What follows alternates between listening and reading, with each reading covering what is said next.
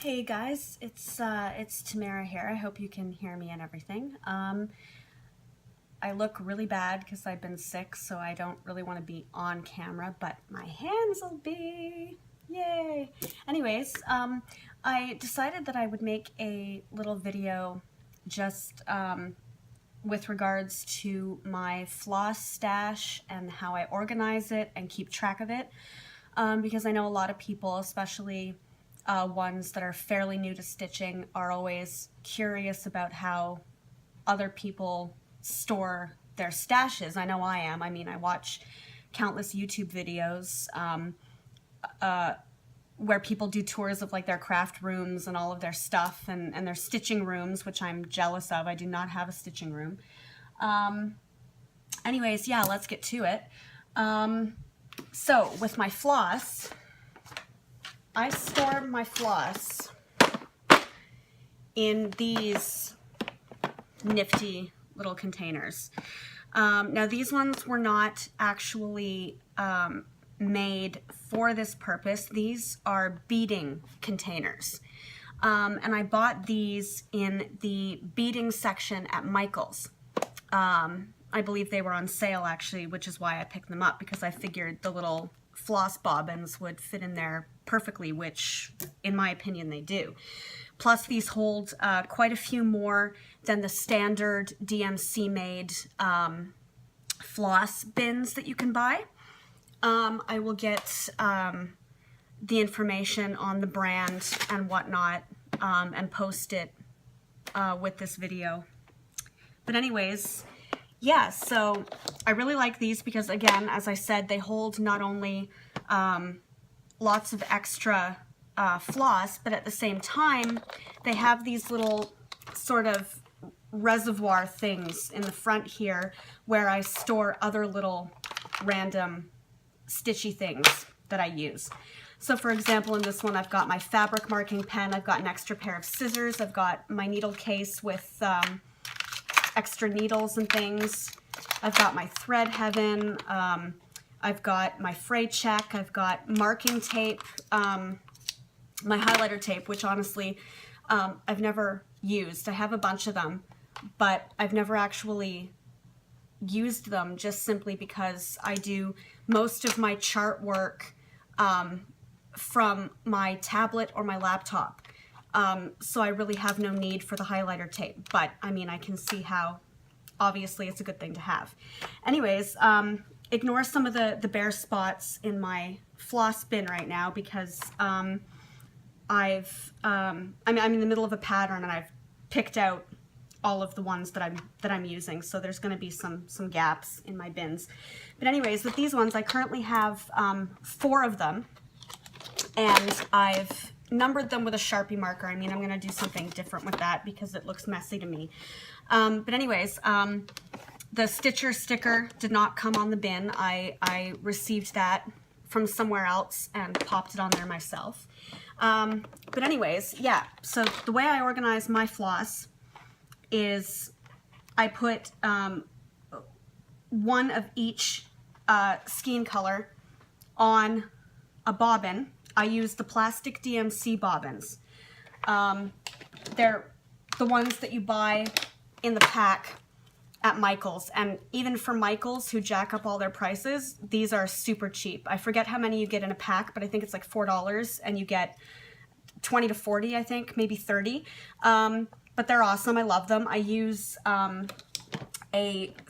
fine tip Sharpie marker to mark them. Now I know that DMC makes the stickers, and I have those as well, but I find that especially with the bobbins, they don't stay on the bobbins and they don't stick.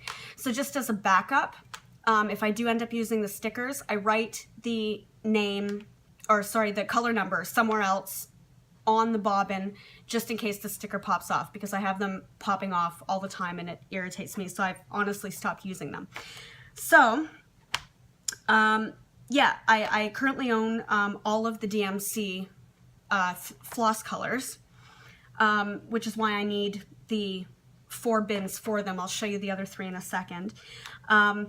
So yeah, like I was saying, I put 1 skein of each floss color on a bobbin. Now I know some people like to organize their floss in color groups. In all honesty, I've thought to myself many times how I wish DMC would have done that with their line to begin with, instead of having like chunks of blue and chunks of green. Like if they would have just done the numerical order along with the color order, so it looked like a nice rainbow. Now it's probably just my OCD kicking in, and yay for OCD, but yeah, I really always wished they did that, but instead they did it the way they did it. So I'm organizing mine numerically as opposed to by color, and that's only because when I'm using a legend for a pattern, it's obviously easier to go looking for the number as opposed to a color group. So here they are. I've got my variegateds here, and then I start with the numbers all the way through, and then I put the specialty threads like the light effects and whatnot in the last box after all of the main regular floss colors. So I'll show you my second bin. This is bin number 1. And again, because I organize in numerical order, it's just easier for me to have my bins stacked and numbered. So at this point, I've used them so often that I know that the first bin starts from the variegated and ends at approximately mid 600s. So I know if I need something from the 700s, I need to go to bin number 2, etc., etc. So bin number 2, nothing really spectacular. Just the only difference is in the front of this one, it's where I keep the rings for the floss bobbins, which I rarely use. I mean, it depends. If I'm using a lot of floss colors and I don't have a sandwich bag, I usually use Ziploc sandwich bags. It's so much easier. It keeps the floss clean. Yeah, I find it easier. But this is where I keep my fine tip marker and my extra bobbins and my rings for my projects. And again, here's my floss all sort of neatly organized. There's a couple of stragglers over here. And I'll show you actually what I'm talking about with regards to the bobbins. So normally, see, this one has the sticker on the front of it, which hasn't come off yet, but it will. They always do. I specify DMC as well because for a while I was wrapping other threads that I had around bobbins, which I don't do anymore because I honestly never use them unless I'm weaving bracelets or using plastic canvas. But in this case, what I've done is because the sticker's there, what I've also done is on the back here, or sometimes I'll mark it here on the bottom if it's one of the longer numbers, so that if this sticker on the front here pops off, I'm not completely lost as to what floss color this is. So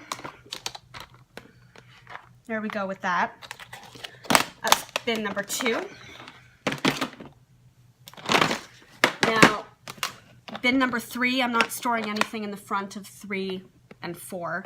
But anyways, this continues. Again, they're usually full and all standing up straight and looking really pretty. But again, I've been picking threads out of it for my projects. So they're normally full, but not today. And then this is number 4. Now with this one's a little bit less organized, but this one again, like I said, has all of my my light effects and my silks, which honestly I don't use them a lot, which is the first reason I put them at the back of the last box. I end my regular flosses with the Ecru and the B5200 and the white. And then I started with, again, the silks and the light effects. Over here, this little chunk here are extra, they're doubles of colors that are already existing in their spots in the other boxes, but I've accidentally either misplaced them or whatever the case was. so I've replaced them in my bin thinking I'd lost them, and then I find them at a later point in time, and instead of having the doubles in my bin in the correct spot, I have the extras just kind of hanging out over here. So if I need to replace them in my bin, I can do that. This is my very tiny Krennic collection. Again, I've only ever used these once. I love them because they're pretty and shiny, and I'm basically the human equivalent of a magpie. So if it's shiny and pretty, I need to have it. So yeah, as far as these go, I do like them. And I've only ever used them on one project, which was a little Kokeshi geisha doll, which I still haven't finished. It was done on, I believe, 28 count, and I'm still not done it yet. But I did use this to accent the pattern in her kimono, and it was a nightmare to use. I do have thread heaven and all that fun stuff, so I mean, I've tried every tip out there, and I got it done, but it irritated the hell out of me to do it, and it's not something I'd like to revisit for a while. So yeah, this is my, and again, they're all kerfuffled, and I wish they were organized, but they're not. Yeah, so that's how I organize my threads. Now, the extra, the other thing I like to do, because I'm kind of a crazy hoarder when it comes to stitching things, I'm sorry, I'm just going to slide this out of the way. The other thing I really like to do is keep at least one extra skein of every single color, so that if I run out of a color mid-project, I have another one to rewrap the bobbin and use for my project without having to say, all right, now I got to go to Michael's and pick up this color because I'm out of it. I always like to have a backup.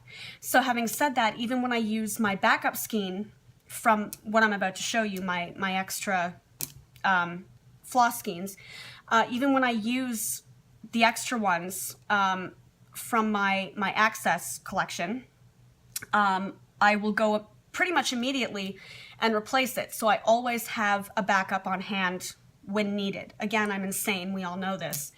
But anyways, storing all of my extra floss skeins, because we know that's a lot of floss. I have this, I'm gonna tilt this up a little bit here so you can see it a bit better, but I have this handy dandy thing, and it's a plastic kind of tabletop drawer thing. And what I've done with this is I've got the sandwich baggies in here, and again, it's not a very big bin. I mean, I eventually want to redo this, but they're the ones that have, you know, the little label thing on the front that you can just write on it with marker or whatever. And so I've marked them all. This one is for my special threads, so these are the extra variegated and light effects and things like that, which again, because I don't use them that often, I don't have duplicates of all of them. So actually, majority of the duplicates I have of these ones, with exception to the variegated. I bought 2 of those on purpose, but the other ones were just kind of, before I really got into cross-stitching, I would go to various stores, and if I saw something I liked, I would pick it up, forgetting that I had already purchased it at home, so they're just kind of accidental doubles. But anyways, what I've done with these is I've just taken these sandwich bags, I've marked them all. The next one is under 100, which are also the regular variegateds. So they start in the 50s, I believe. And then the odd ones out as well, so like ecru, white, that kind of thing are in here. And I've got 100s and then 200s, 300s, 400s, all the way through. And they all have their own separate bags, with exception to the 3000s where I've separated them. So 3100s, 3200s, 3300s, etc., all the way through. Now, this works for me for now, but like I said, I have to make sure that I squeeze all of the air out of the sandwich bags to be able to, you know, cram them all in there and actually shut the drawer. But as you can see, I do have a very extensive floss pile going on here. I mean, I could open a Michael's yesterday. I don't know if that's a good thing or if it's just sad, but you know, it's what I do. And then I also have the extra of the new colors, the special pack that they had. I grabbed 2 of these. So again, one group is on the bobbins and the others are still packaged. So that's how I do that. Now, as far as actually keeping track of my flosses, sorry, just adjust that again. What I did was I went online, and if you Google DMC color charts, or because the problem is the DMC website used to have really good like this, the pictures like this. They used to do these, and they don't anymore. They don't actually have, you know, the list with the colors anymore on their site. They revamped the site, and I've looked everywhere and I can't find it. So either I'm just technologically impaired or they no longer do that. So I got these ones through an image search, because there are a lot of stitch resource websites. That one is, I believe it's called stitchersplace.com. I'll get the links for that as well. I'll post all the info everywhere. But this one, this is for the light effects, and of course I highlight everything that I have, which is, in this case, the entire page. And then I found these charts, which are pretty great. I originally had just a printout chart that had just the numbers and the names, and then later on I found the ones that actually had the color swatches to accompany them, which I think is really clever. So again, what I did was I printed them out, and these ones are done by number on the website. So it goes ecru to 434, and then the next chart page will be 435 to 729, and so on throughout the full color spectrum. But again, this is just for the regular floss. This particular site did not have the special charts like this for the specialty threads, which is why I had to go elsewhere and locate these to keep track of my specialty threads. So this is how I know what I have, as I go through and I've highlighted everything. Now, as far as keeping track of the numbers of things that I have, I can't show you because I'm currently using my phone to record this video, but there is an app you can get, a free app. I forget the name of it, but again, I'll get all that information for everybody. And it is used to keep track of your floss. I know there's one called X Floss, but I found a better one since then. I love X Floss, but I found a better one since then that I've been using. And you can enter the amount of skeins you have. It also keeps track of how many are on bobbins and how many are still wound the way they came. You can work up shopping lists for yourself so that when you're at the store, you don't have, you know, all your scrap pieces of paper with all the numbers for projects you need written on them. You can just go into your shopping list on the app, and it'll tell you exactly the color numbers that you need and how many of them you want to buy, etc., etc. So it's a really good app. So that's how I keep track of the numbers of everything I have. So it just makes it easier for me, because with these I would have to keep, you know, erasing and changing the number that I own, which would just be obnoxious. So in this instance, every time I wind a bobbin with a replacement color, then I just go into the app and I say, okay, I have to replace this color now. And it's just, it's super, super easy, and it's paper free, and I love it. So that's my flosses. I'll do another video at some point with regards to my books and my patterns and my stitchables. Now by stitchables I mean products that are specifically marketed to stitch, i.e. towels, pre-cut bookmarks, keychains, coasters, things like that. So my little stitching knickknacks. And I'll also cover my fabrics and which I honestly, I'm not big into fabrics like a lot of people. I know a lot of people collect like the special dyed fabrics from like really nice companies and things like that. I pretty much just have Ada, to be perfectly honest. Whatever they sell at Michael's, I have all of it, keep in mind. But that's pretty much it. I mean, I've never really stitched on anything but Aida. I'm working my way up to that. I mean, I'm a fairly new stitcher in the grand scheme of things. I've only been doing this for maybe almost a year. I started about, I'd say the middle of last year, so it's been about a year maybe. Back on track here. Yeah, so I'll cover all that stuff at a later point in time. But the last thing I do want to mention, though, with regards to my patterns, like I said, I do everything digitally. This laptop here, I have my main laptop, which is my MacBook.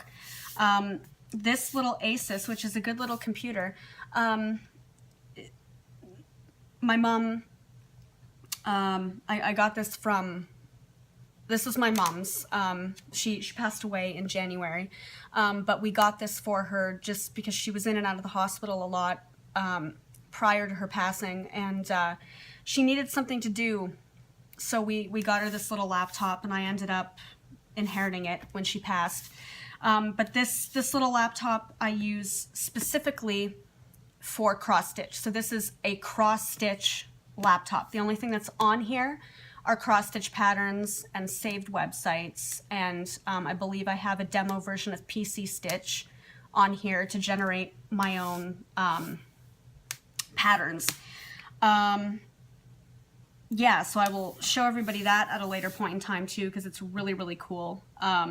Everything is organized into like folders and categories. So, I mean, any pattern that I need, I just go in and find it in the search bar, and it's really cool. So yeah, that's my floss, and whatever else I've been rambling on about.